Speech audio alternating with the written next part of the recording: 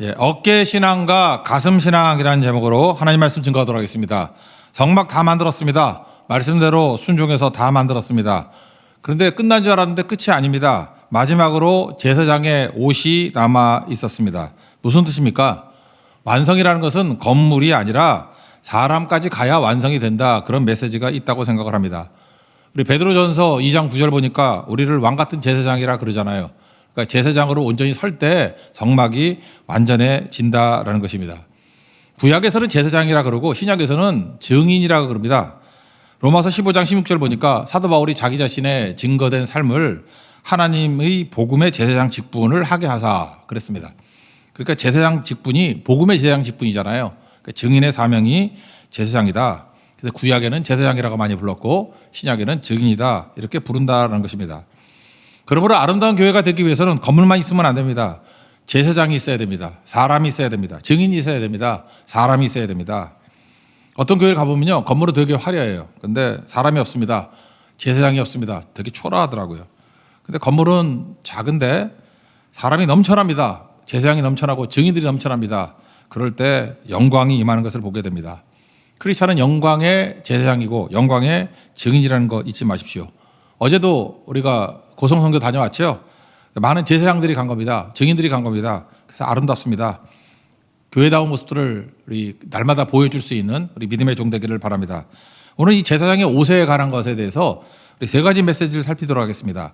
첫 번째인데 과연 누가 자격이 있나는 거예요. 자격을 얻는 방법이 행위냐 아니면은 옷이냐는 거예요. 옷. 성경을 말하기를 자격은 옷을 입음으로 말미암아 생기는 것이다. 그렇게 말하고 있다는 것입니다. 먼저 1차적으로 이 제사장의 옷을 입을 사람이 누구냐면 아론이죠. 그럼 우리 이런 질문을 하게 됩니다. 과연 아론은 제사장이 될 자격이 있는가? 우리가 앞에서 봤지만 금송아지 우상 사건을 보게 됩니다. 거기에 주역이었잖아요.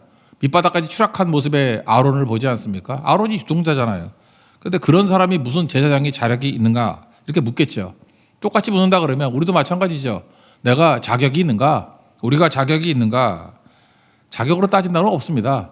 자격을 갖추려고 하는 게 율법주의죠. 내가 다 자격 갖추면 뭘 하겠다. 죽을 때까지 그런 일은 없다라는 것입니다. 그러면 어떻게 자격을 주느냐?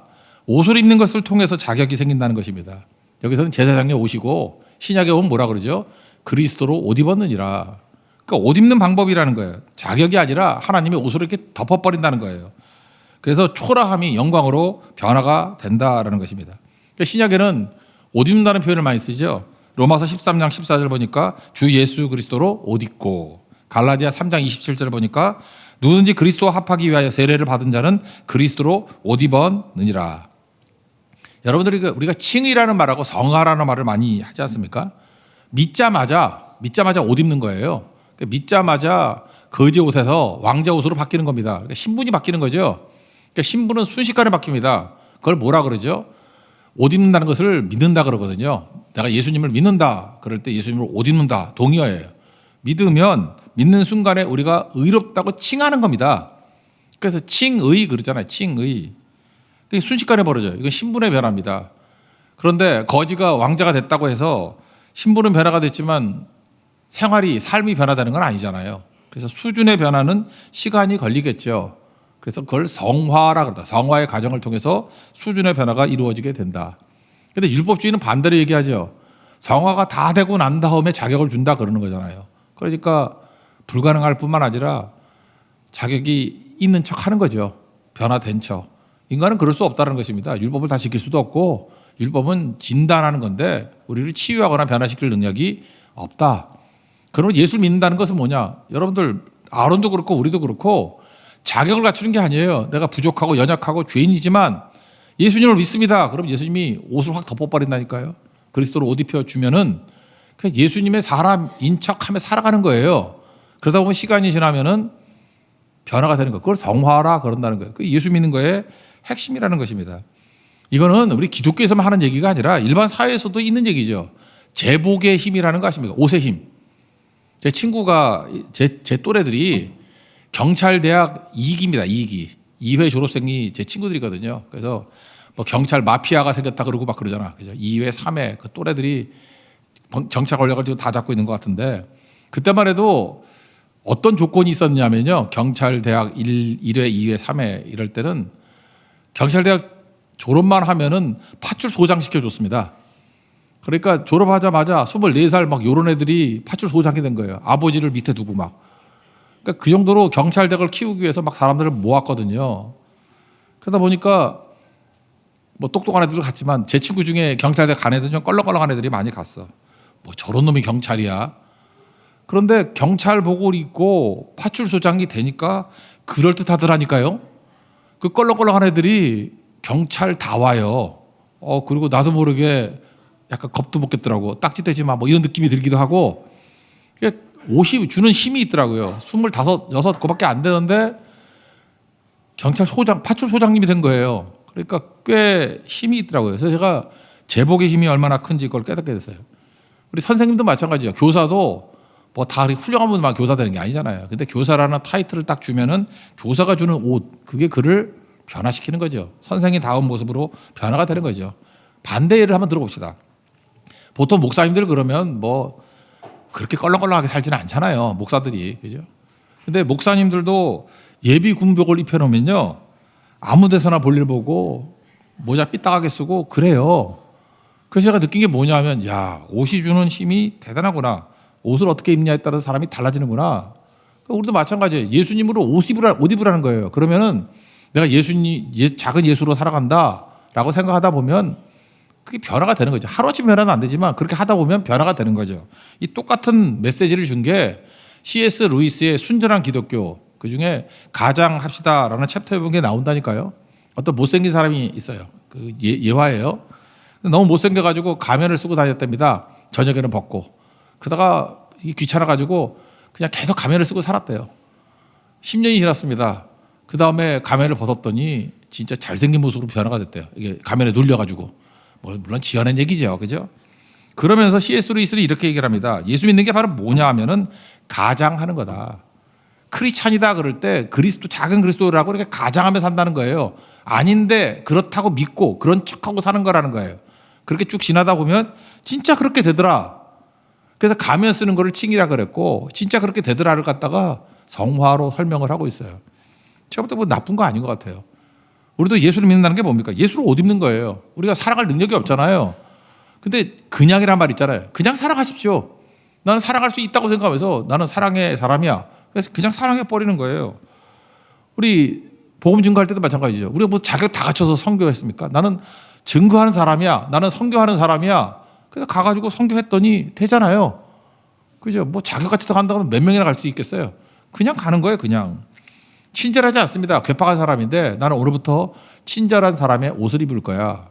그래서 친절하게 살라고요. 하다 보면 나중에 친절한 사람이 된다니까요. 웃는 것도 마찬가지죠. 너무 이렇게 인상이 안 좋은 사람인데 나는 활짝 웃으면서 나는 웃으며 살 거야. 그러면 저 사람은 웃는 상으로 변화가 됐어. 웃는 사람이 되는 거죠. 그러니까 그 얘기를 하고 있다는 것입니다. 그래서 예수 믿는 것은 힘쓰고 애쓰고 발버둥 치고 하는 것이 아니라 예수님이 그렇다 그러면 그렇다라고 받아들이면서 예수님의 옷을 입어버리는 거예요. 그리고 예수님 옷으로 사는 인생. 시간이 지나다 보면은 신분은 순식간에 변화가 되지만 나중에도 수준도 그것에 맞춰서 변화가 된다. 그런 겁니다. 그래서 아론은 자격이 없지만 제사장의 옷을 입히니까 제사장이 되더라. 주님이 그렇게 만들어 주셨다. 그래서 제사장의 옷은 예수님의 예표가 되겠죠. 장차 예수님의 옷을 입으면 그렇게 될 것이다. 라고 하는 것을 우리에게 보여주고 있다는 것입니다. 근데 제사장의 옷은요, 재밌는 게 성막의 재료하고 똑같습니다. 특별히 휘장 재료하고 똑같아요. 거기 보니까 청색, 자색, 홍색 실로 휘장을 만들었죠. 그리고 천정 첫 번째 칸도 배옷 다음에 이런 걸로 만들었거든요. 무늬를 할 때. 그러니까 성막의 재료하고 똑같아요. 그 얘기는 무슨 얘기입니까? 사람도 성막이라는 거야, 성막. 그래서 신약에 오면 그러잖아요. 너희가 하나님의 성전인 걸 모르느냐? 성령이 그 안에 계신다고. 그러니까 우리가 성전이고 우리가 성막이 된다는 것입니다. 1절을 보시면 그들은 여호와께서 모세에게 명령하신 대로 청색, 자색, 홍색 실로 성소에서 섬길 때 입을 정결한 옷을 만들고, 그러니까 성막 재료하고 똑같다는 거예요. 그러니까 사람도 성막이라는 거예요.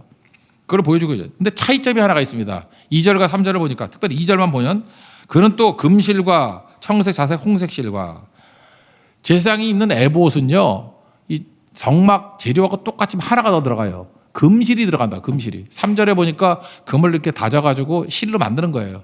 그러니까 금실이니까 청색, 자색, 홍색 실이고 무슨 배실은 이제 배경이가 빼고 이 세 가지 실에 금실을 섞으니까 25%가 금실이죠. 그러면 어떤 일이 벌어질까요? 약간의 금 같기도 하고 아닌 것 같기도 하고 그런 정도. 그래서 성소에 들어가면 성소에는 빛이 두 개가 있대요. 하나는 등잔불, 그죠? 등잔불이 있죠. 그 7 등잔불 거기가 있고 등잔불이 제사장의 옷을 비출 거 아니에요? 그렇게 반사가 되겠죠. 근데 반사가 되는데 그냥 번쩍번쩍이 아니라 은은하게 반사가 되겠죠. 왜? 금이 4분의 1밖에 없으니까. 그래서 은은하게 빛을 비치는 거. 그게 제사장의 모습이다. 우리의 모습이다. 그래서 이것을 뭐라고 했냐? 빛의 자녀다 그런 뜻이에요. 빛의 자녀는 게 뭐냐면 금초대에서 나오는 빛을 이렇게 반사하는 모습으로 살아가는 존재다. 그래서 에베소서 5장 8절 보니까 너희가 전에는 어둠이더니 이제는 주 안에서 빛이라. 빛의 자녀들처럼 행하라. 빛의 자녀가 100% 됐다예요? 아니죠. 빛의 자녀인 것처럼 행하라. 가정합시다죠. 그냥 빛의 자녀같이 인식하며 살아가라는 거예요. 그렇게 쭉 살다 보면 빛의 열매를 맺는데 그 다음 절 9절 세 가지. 착함과 의로움과 진실함에 있느니라. 빛의 열매는 세 가지래요. 착함이 뭐죠? 이제 많이 설교 들었으니까 알겠죠. 착함이 뭐예요? 선하다, 토부.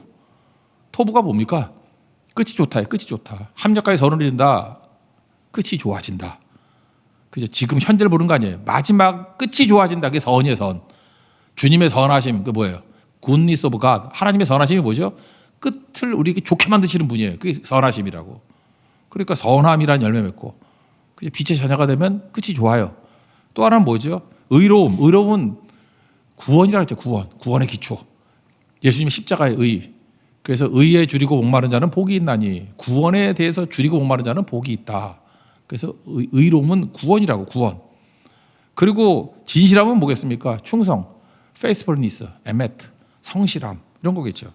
그러니까 우리가 빛의 자녀인 척하면서 가장하고 살아가면 어떤 일이 벌어지느냐 하면은 끝이 무조건 좋아질 것이고 구원이 임할 것이고 우리 삶이 충성스러운 존재로 변화가 되게 될 것이다. 뭐 당연한 얘기죠. 해석이 되겠죠. 이게 성도의 모습이라는 것입니다. 그러므로 우리는 애쓰고 힘쓰고 하는 게 아니라 말씀 듣고 우리가 할 일이 뭐냐면 말씀에 옷을 입어버리는 거예요. 그냥 내가 뭘 노력해서 이렇게 변화가 되겠습니다. 그게 아니고요. 예수 믿는 거는 말씀 듣고 그렇다 그러면 쉐마가 듣는 거 아니에요? 듣고 그 옷을 입어버리는 거예요. 그냥 입어버리면 그 존재가 되는 겁니다. 말씀대로 그냥 살아버리는 거예요. 그러면 나중에 순종의 능력이 나타나요. 그래서 이스라엘 백성들이 쉐마와 헤렘 아니에요. 하라는 거 하고 거절할 거 거절하라. 두 가지 하면은 하나님께서 성화시켜 주신다는 거죠. 나의 백성이 되게 만들어 주신다는 거죠. 근데 이걸 안 하면 안 되죠. 아무것도. 이스라엘은 어리석게도 율법으로 지 힘으로 되는 줄 알고 할 수 있다 그러다가 외식하는 사람이 돼버리든지 가짜가 돼버리든지 망하게 되었다는 거죠. 그러니까 옷 입는다는 거 잊지 말고 가장하는 그 모습이 있길 바랍니다. 그러므로 이거하고 똑같은 거죠. 내가 그렇게 변화되듯이 다른 사람에 대해서도 그걸 기대하는 거죠. 그렇게 옷 입어버려라. 그리고 그렇게 살다 보면 그게 그들의 임하게 될 거야. 그래서 쉐마, 드르라와 헤렘 거절하는 능력으로 예스와 노의 인생으로 살았던 모세가 마지막 죽기 직전에 했던 일이 뭐냐? 신명기 33장을 보면은 한 장 전체 1절부터 마지막 29절까지가 통째로 다 축복이에요. 이스라엘 백성들은 이걸 축복 저걸 축복을 쭉 하다가 마지막 29절에 이번 선교 때도 설교했죠. 29절 이스라엘이여 너는 행복한 사람이로다. 너는 복된 사람이라고. 여호와의 구원을 너같이 얻은 백성이 누구냐? 구원 얻었다. 그는 너를 돕는 방패시고 내 영광의 칼이시로다. 내 대적이 내게 복종하리니 내가 그들의 높은 곳을 밟으리로다. 이렇게 축복하고 끝나버립니다. 무슨 얘기예요? 축복만 하면 이렇게 축복한 대로 임한 걸로 믿고 살면 그대로 된다는 거죠. 그게 하나님 백성들의 모습이라는 거예요. 가장하는 거죠. 듣고 거절할 거 거절하고 그리고 나가다 보면 하나님께서 이런 복이 임하기로 이끌어 주신다. 그럼 뭐 굳이 말하면 순종이겠죠. 그거예요. 제가 이번에 마지막 날 이렇게 여러 교회들 한 몇 군데 돌았습니다. 돌고 가니까 어떤 교회, 특별히 그 교회에서 제일 가까운 성김의 교회 갔더니 목사님이 너무너무 반가워 오늘 아침에 메시지가 왔더라고요. 제가 교회를 찾아줄 줄 처음 알았대. 제가 10년 만에 처음 갔거든. 그 제일교회 바로 앞에 있는데도 내가 처음 갔어요. 어딘지도 몰랐는데. 근데 예수님이 찾아온 것 같은 느낌이 들었대. 그래서 왜 그러냐 했더니 해석이 이거예요. 도적같이 오신다 그랬는데 전혀 예상을 못했대. 그래서 예수님이 오신 것 같이 보인대. 난 또 내가 예수님 비슷한가 그런가 그게 아니었고 불시에 왔다고. 도적같이 오신다 그러더니 오셨다고. 근데 제일 고마운 게 이제 기도했거든요. 다 모여서 찬양하고 기도를 했는데 기도했을 때 내용이 이 내용이었어요. 그죠? 정말 행복한 분이십니다. 하나님의 구원을 얻은 백성이십니다. 그리고 하나님이 돕는 방패가 되시고 또 영광의 칼이 되실 것이고 그 다음에 대적들이 다 쫓겨나고 높은 곳을 밟을 것입니다. 그렇게 기도를 했더니 기도 내용이 너무 은혜스러웠대. 그렇게 기도를 잘하는 걸 못 봤대. 그래서 내가 그랬죠. 성경 구절이라고. 그분은 모르더라고 이거를. 그래서 제가 아침에 보내드렸어요. 신명기 33장 29절이라고 그랬대. 그러더라고. 중요한 거죠. 우리가 할 일이 뭐예요? 우리가 그렇게 가장해가지고 주신 말씀 그대로 받아들이고 그렇게 살아서 내 안에서 하나님께 그렇게 영광스러운 존재를 만들듯이 축복이 뭐예요? 그렇게 될 거로 믿는 거잖아요. 그죠? 내가 그랬듯이 당신들도 축복을 받아들이고 그대로 순종하고 사십시오. 그것이 실현될 것입니다. 똑같은 거잖아요. 하나님 말씀이 있을 때 순종했더니 성막이 나오듯이 우리 인생에도 결과가 나오게 될 것이다. 그러므로 예수 믿는 것은 옷 입는 거라는 거 잊지 말고 예수로 옷을 입고 오늘도 말씀을 들을 때 말씀으로 옷 입으십시오. 그럴 때 능력이 나타나게 된다는 것입니다. 이게 제사장의 옷 첫 번째 메시지. 두 번째, 세 번째는 먼저 예를 든다 그러면 어깨하고 가슴하고가 메시지가 있는 것 같아요. 어깨 위에 호마노로 견장이라 그러죠. 어깨 바지를 줬는데 이름이 기록돼 있어요. 12지파의 이름. 오른쪽에 6개, 왼쪽에 6개. 이름이 있는 것. 그래서 이걸 어깨신앙이라 그러는 게 한 가지 메시지고 또 하나는 가슴에 흉패라 그러죠. 흉패. 정사각형이거든요. 정사각형. 요한계시록에 보면 이게 천국의 모습하고 똑같아. 정사각형. 천국에도 12문이 있고 12보석이 있거든요. 12지파가 있거든요. 여기 12보석을 가지고 12지파의 이름이 있다고 얘기를 해요. 이건 뭐예요? 가슴의 신앙이라고. 그래서 제사장의 옷이 주는 메시지는 뭐냐면 어깨의 신앙과 가슴의 신앙을 가져라. 이게 두 번째, 세 번째입니다. 차례대로 보겠습니다. 어깨 신앙은 뭐냐? 견장에 12지파의 이름이 있다는 거거든요. 4절 보십시오. 에봇에는 어깨바지를 만들어. 6절. 그들은 또 호마노를 깎아 금태에 물려 도장을 새긴 같이 이스라엘의 아들들의 이름을 그것에 새겨. 그러니까 어깨에 12지파의 이름을 새기라. 무슨 얘기입니까? 12지파를 어깨에 지듯이 책임지라 그런 뜻이에요. 우리가 제사장으로 부름을 입었습니다. 증인으로 부름을 입었습니다. 예수 믿는 사람이 제사장이고 증인이죠. 왕 같은 제사장 아니에요. 그럼 홀가분하게 쉽게 사람은 되냐? 그게 아니라는 거죠. 우리가 주님의 부르심을 입고 예수 그리스도 옷 입고 난 다음에 해야 될 일이 뭐냐 하면 제사장은 어깨에 책임의식을 가지고 살아야 된다는 것입니다. 12지파를 어깨에 짊어지고 살아갈 줄 알아야 된다는 거예요. 이 책임이죠. 그럴 때 이게 내게 부담감만 주는 게 아니라 그게 나를 살리는 것이고 내게 복이 되는 것이고 다른 사람들에게도 복이 되는 것이다. 어깨는 뭐예요? 사명의 짐을 짊어져야 된다는 거예요. 여러분 사명의 짐을 회피해서는 안 된다는 것입니다. 저는 요즘에도 보면 그래요. 이번에 선교도 갔더니 아이들이 초등학생이나 뭐 아이들을 보니까 부모들이 애들 키우는 게 힘든가 봐. 그래서 휴대폰을 주든지 좀 있는 집은 이렇게 패드를 줘가지고 애들이 그냥 시간만 나면 계속 게임을 하더라고. 뭔 게임을 하는지 보여달라 했더니 보여도 안 줘. 계속 게임을 해요. 게임을 하는데 나 어떤 게임인지 잘 모르지만 좀 우리 크리스찬들이 좀 좋은 게임, 좀 메시지가 있는 게임을 좀 만들었으면 좋겠어요. 그래서 제가 어린 시절을 한번 회고해 봤어요. 나는 어렸을 때 뭐하고 놀았나.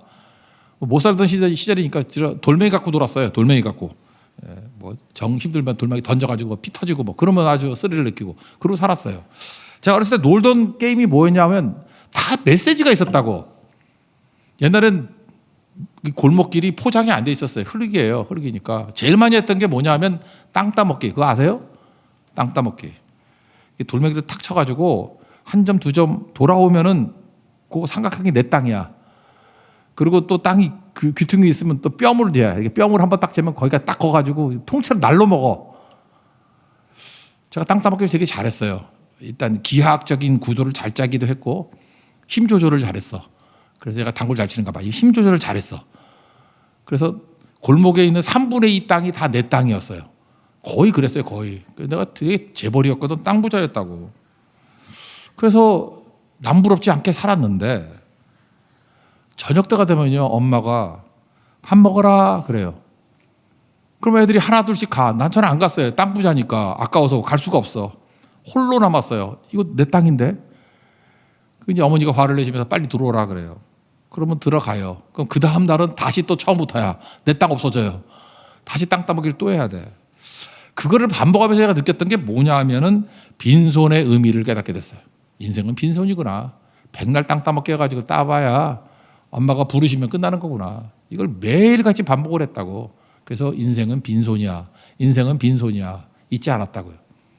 그러다 그런지 모르지만 제 또래들 같이 그거 땅 따먹게 하고 교회 다녔던 애들 보면 지금도 돈이 많더라도 그렇게 돈돈하고 살고 하는 것 같지 않아.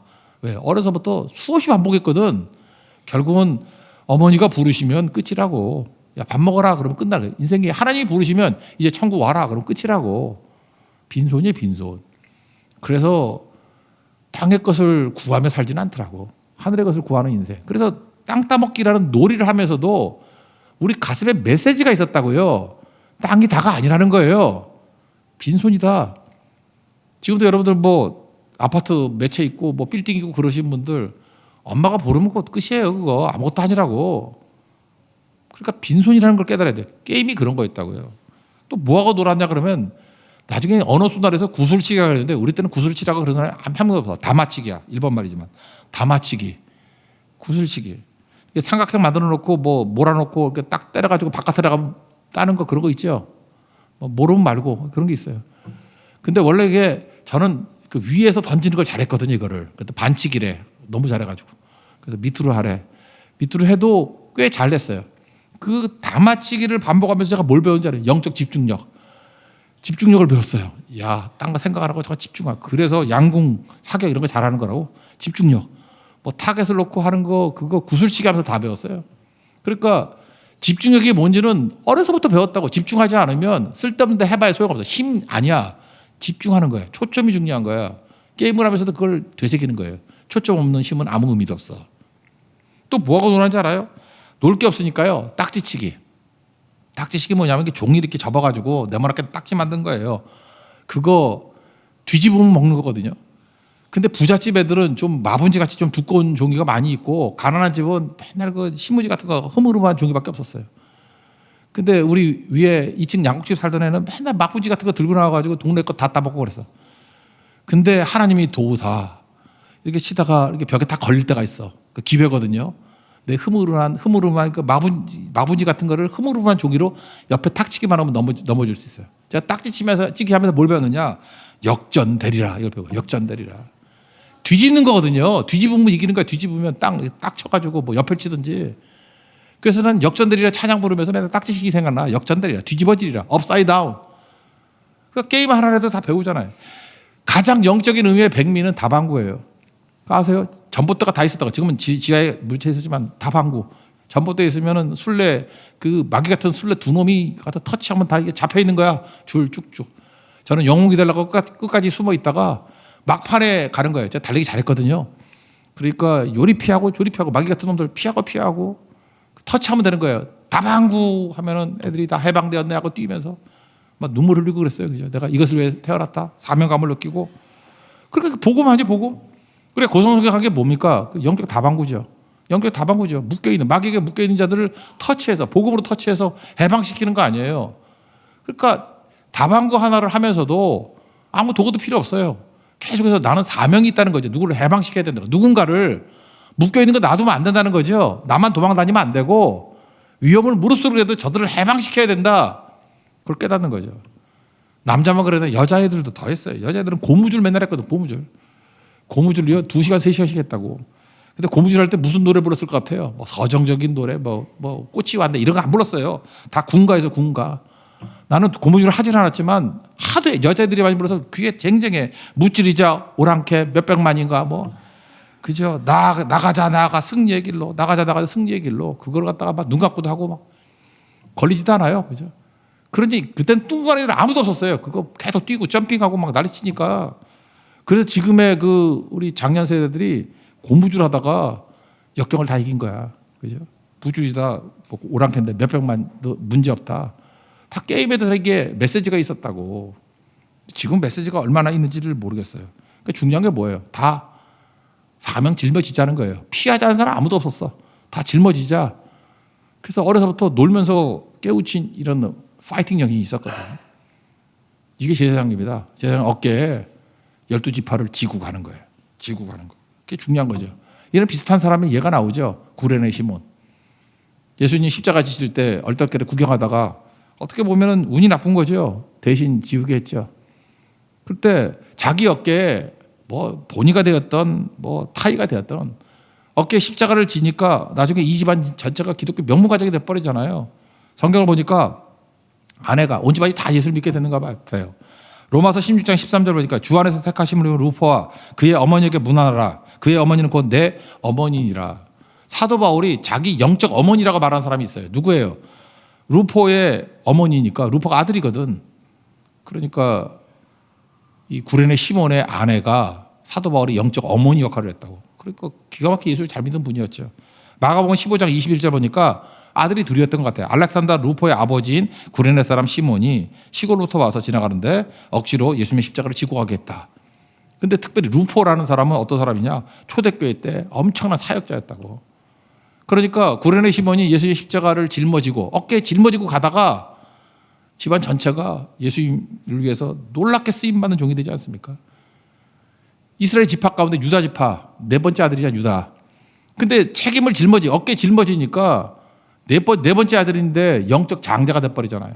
반면에 큰 지파였던 에브라임 지파, 얘는 사명을 저버려. 사명을 축복과 은혜는 엄청 받았는데 뭐 사명 있다 그러면 도망치고. 그 사사기 보세요. 두 번이나 도망치고 하는 얘기 나오잖아요. 그 시편 78편 9절 에브라임 자손은 무기를 갖추어 활을 가졌으나 전쟁의 날에 물러갔도다. 점잖게 물러갔다 그러지만 도망쳤다는 거예요. 책임 감당하지 않았다. 지금도 마찬가지입니다. 여러분 하나님의 축복과 은혜를 많이 받았어요. 근데 주님이 사명을 주시거든요. 그때마다 이리 빠지고 저리 빠지고 하는 사람도 있죠. 에브라임이에요. 망해. 끝났다고. 그런데 어깨에 짊어지게 될 때 제사장 어깨에 짊어져야 돼요. 책임을 짊어져야 된다고. 그때 유다 지파 같이 쓰임받고 구레네 시몬 같이 영광 가운데 쓰임받는 거죠. 그러니까 제사장은 어깨에 짊어지는 게 있어야 돼요. 수고하고 무거운 짐 다 내게 오라. 수고, 내가 짊어질 짐, 무거운 짐, 내가 지지 않아도 될 짐, 남의 짐까지도 지는 거예요. 그럴 때 예수님이 같이 멍게지자 그러잖아요. 승리를 이끈다고. 그게 우리의 길이 돼야 된다는 것입니다. 뭐 부연 설명한다 그러면 아프리카에 그런 게 있다면서요. 뭐 금류가 있는데 큰 돌멩이 들고 가라고. 그게 사명의 짐이죠. 그 왜 들어요? 그냥 가면은 급류에 몸이 휩쓸려 간대요. 근데 무거운 돌 들면 무게 때문에 안전하게 건너갈 수 있대요. 하나님께서도 우리에게 그런 거 아닌가요? 내게 딱 맞는 짐 주신다고. 그 회피하면 여러분들 급류에 휩쓸려 간다고. 그 지고 가는 게 힘들지만 날 살리는 길이에요. 그래서 우리 찬송가도 있잖아요. 내 몫에 태인 십자가. 그게 자기 십자가거든. 내 몫에 자기에게 딱 목에 맞는 태인 십자가가 있대요. 그거는 무겁지만 나를 살리는 길이고 그게 사명이에요. 그게 능력이 된다는 것입니다. 아주 고전적인 예의 있죠. 인도의 썬다싱이라고. 인도의 성자라 그러죠. 인도에도 예수 잘 믿는 사람이 있었어요, 옛날에. 근데 뭐 친구 둘이서 뭐 눈길을 걸어가다가 되게 추운 날이었는가 봐요. 어떤 쓰러져가지고 죽어가는 사람이 있었대요. 근데 친구는 야, 빨리 내려가자. 우리도 죽는다. 그리고 혼자 가버린 사람이 있고 썬다싱은 버릴 수 없다 그래가지고 먹고 내려왔다며. 한참 내려다 보니까 혼자 간 사람은 추워가지고 얼어 죽어 있고 썬다싱은 너무 무거우니까 그 무거운 사람 충돌어지기 얼마나 무겁겠어요. 땀 흘리고 뜨거워지니까 힘들었지만 살았고 또 등에 있는 사람은 하도 땀을 흘리니까 더럽지만 살았죠. 그러니까 더럽게 산 거지 그게. 그죠? 둘 다 살았다고. 우리가 그렇다고요. 하나님께서 우리에게 사명을 주실 때 벅차요. 힘들어요. 되게 더웠잖아요. 근데 그게 나를 살리는 길이고 그게 고성을 살리는 길이고 이제 제주를 살리는 길이고 그렇다고요. 여러분 사명 저버리지 마세요. 어깨 신앙 가져야 돼요. 어깨. 주님이 주신 사명. 내 어깨에 12지파의 이름을 지고 가겠습니다. 그게 제사장의 옷입니다. 우리 제사장입니다. 증인입니다. 어깨 신앙 갖는 믿음의 종 되기를 바랍니다. 또 하나는 가슴 신앙이죠. 가슴 신앙. 가슴에 흉패가 있다 그러는데 여기에도 정사각형이거든요. 12지파의 이름이 있다고 얘기를 해요. 8절을 보시겠습니다. 그가 또 흉패를 정교하게 짜되 14절 읽겠습니다. 이 보석들은 이스라엘 아들들의 이름고 그들의 이름대로 12이라 도장을 새긴같이 그 12지파의 각 이름을 새겼더라. 이름 있는 게 어깨에 있고 또 가슴에 있어요. 이건 무슨 얘기예요? 다른 사람의 이름을 가슴에 새기고 살라는 거죠. 그러니까 어깨 신앙은 책임 의식이잖아요. 책임만 가지고 안 돼. 책임은 그 소진돼 버립니다. 그건 드라이한 거고 가슴에 새기라는 거예요. 무슨 얘기예요? 사랑하라는 거죠. 어떻게 사랑할 수 있습니까? NIBC 내가 죽고 예수로 살면 예수님 마음으로 가슴의 신앙이 될 수 있다는 것입니다. 여러분의 가슴에 누군가의 이름이 있습니까? 여러분 이름을 가지고 살아야 돼. 가슴팍에 이름을 새기고 살아야 된다고. 그게 제대로죠. 어떤 분이 그런 얘기를 했어요. 세상에서 제일 긴 거리가 뭐냐 그랬더니 참 재미있는 얘기죠. 머리부터 가슴까지의 거리라고. 실제로 30cm밖에 되지 않지만 자기가 머리로부터 가슴까지 내려오는데 평생 걸렸다고. 제일 먼 길이었다고. 머리로만 살면 여러분 드라이한 인생입니다. 머리 갖고는 안 되고요. 가슴으로 내려올 줄 알아야 된다는 거예요. 우리 시편 131편 얘기를 했죠. 그 다윗이 성전에 올라가면서 불렀던 노래인데 우리는 입신장면 자기 잘난 척 하려고 내가 큰일 감당하지 못할 놀라운 일을 하려고 힘쓰지 않겠습니다. 그러니까 내 이름 날리려고 살지 않겠습니다. 뭐라고 얘기해요?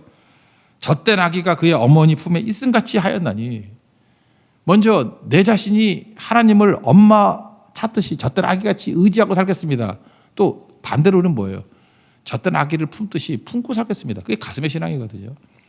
사랑하면요 안 보이는 게 보이기 시작합니다. 닫게 돼요. 여러분 사랑이 없으면요 팩트를 보여줘도 해석을 못해요. 그래서 뭘 해야 될지를 모르는 인생이 많아요. 예를 들어서 사랑이 없으면 눈앞에 것만 보여요. 그래서 뭘 잘 되고 안 되고 그것만 보이니까 맨날 실패로 보이고 그게 좋고 나쁘고 계속 선악과 인생이에요. 병 나면 나쁜 거고 병 없으면 좋은 거고 맨날 그런 식이야. 1차원적이에요. 이거 아니면 이거 아니면 이거. 근데 가슴의 신앙은요 깊이가 있어요. 이건 실패가 아니고 과정이야. 끝을 보거든요. 영적이라서. 그래서 과정이야. 그래서 다른 거죠. 그래서 판단이 달라요. 판단이 다르다니까. 예를 하나 든다 그러면요 이거예요.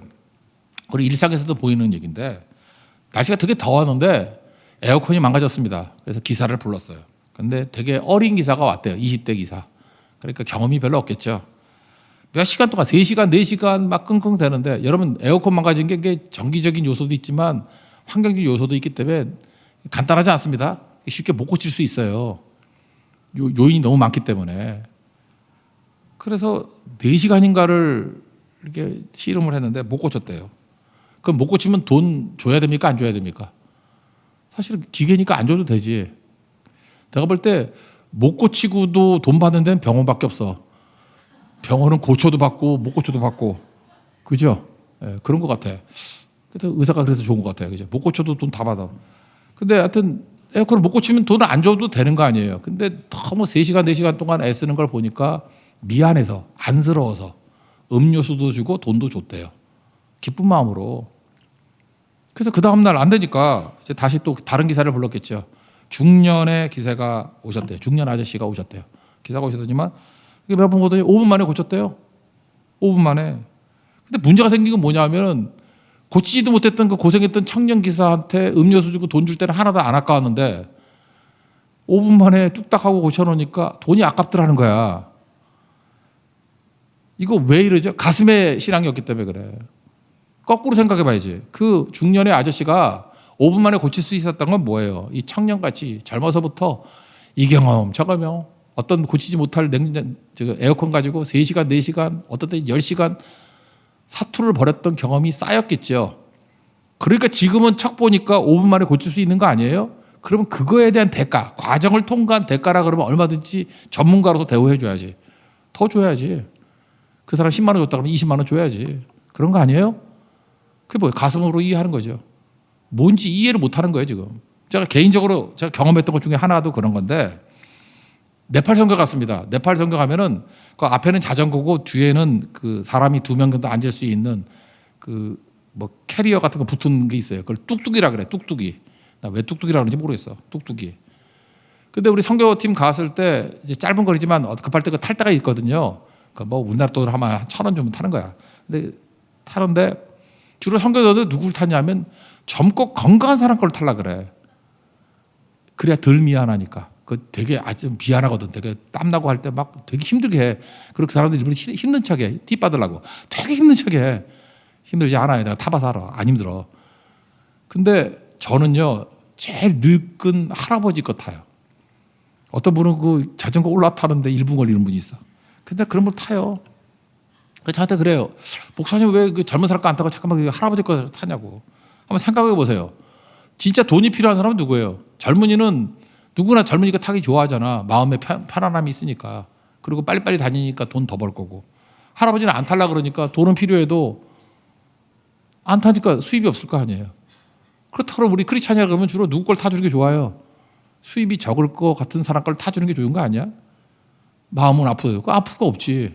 내가 기꺼이 타줌으로 말미암아 돈 주면 되고 거기에서 팁을 주면 좀 더 주면 낫겠죠.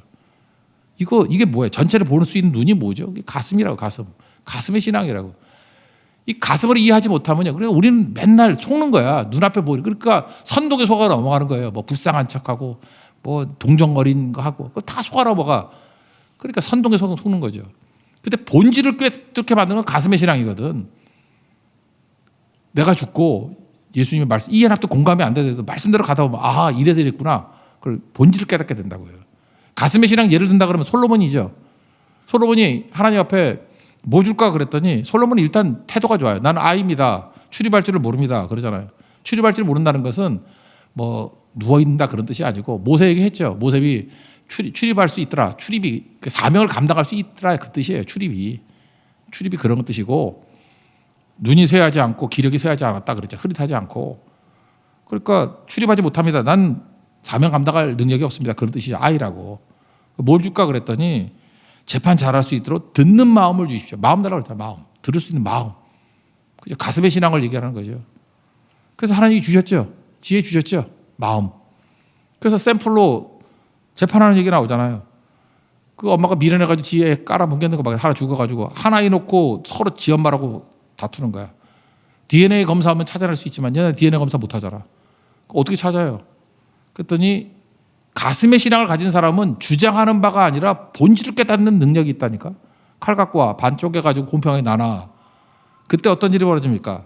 진짜 엄마는 이 아이를 저에게 주십시오. 나 가짜 엄마예요. 죽이지 마세요. 가짜 엄마는 뭐라 그래요? 제가 진짜 엄마예요. 좋은 얘기네요. 내 것도 되지 않게 공평하게 나눠주세요. 한 사람은 진짜라 그러는데 진짜는 가짜고요. 가짜라 그러는데 가짜가 진짜야. 솔로몬은 뭘 본 거예요? 누가 엄마여야 하는가 그걸 본 거 아니에요? 진짜 엄마인 사람은 내 거, 네 거가 중요한 게 아니라 살려야 돼, 애를. 그게 가슴이죠. 여러분 세상에 살아갈 때 예수님의 가슴의 신앙을 가지고 있어야 본질을 꿰뚫고 갑니다. 마귀에게 속지 않아요. 그러지 않으면 똑똑한 척 하는데 사람이 보기에는 바르나 잠언에 나오죠. 지 눈에는 옳게 보이나 맨날 틀린 길을 가는 거라고. 제사장의 옷은 뭐냐? 선악과로 오염된 내 인생 옳고 그른 것 그거 죽어야 되고요. 이해 납도 공감은 안 돼도 예수의 마음 품어야 돼요. Not I but Christ. 내가 죽고 예수로 살면 가슴의 신앙이 생깁니다. 그래서 보게 된다는 거예요. 이해 납때 공감이라는 머리로 살지 않고 가슴으로 삽니다. 가슴으로 삽니다. 그래서 이해하게 되고 진짜 행해야 될 일을 행하게 되고 판단하게 될 일을 판단하게 된다라는 거예요. 잘 보십시오. 예수 없이 못 살겠죠. 내가 애쓰고 힘쓴다고 자격이 생기는 거 아니에요. 옷 입는 거예요. 오늘도 말씀의 옷을 입으십시오. 그리고 할 일 주님께서 우리에게 부르십니다. 사명 주십니다. 힘들 때 짊어지십시오. 짊어지다 보면 우리의 문제가 풀 정도가 아니라 나와 이웃이 복받게 된다는 거예요. 그리고 머리가 다가 아닙니다. 가슴의 신앙을 갖게 될 때 본질을 깨닫게 되고 진정으로 생명이 무엇인지를 아는 생명의 길로 걸어가는 후회 없는 인생을 살게 된다는 것입니다. 그 길로 가서 승리하는 하나님의 거룩한 은혜를 축원합니다. 자리에서 일어나겠습니다. 죽으면 죽으리라 전하겠습니다.